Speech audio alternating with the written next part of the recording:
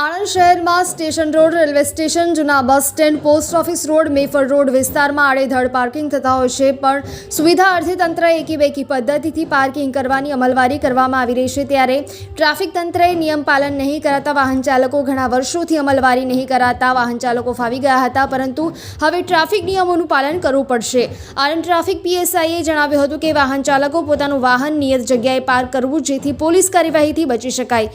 જ્યારે નગરપાલિકા પ્રમુખે આણંદ શહેરમાં ફરી એક વખત એકી બેકી પદ્ધતિથી પાર્કિંગ કરવા તંત્રને અપીલ કરી હતી. શહેરીજનોને ચુસ્તપણે અમલવારી કરવા આદેશ કર્યો હતો.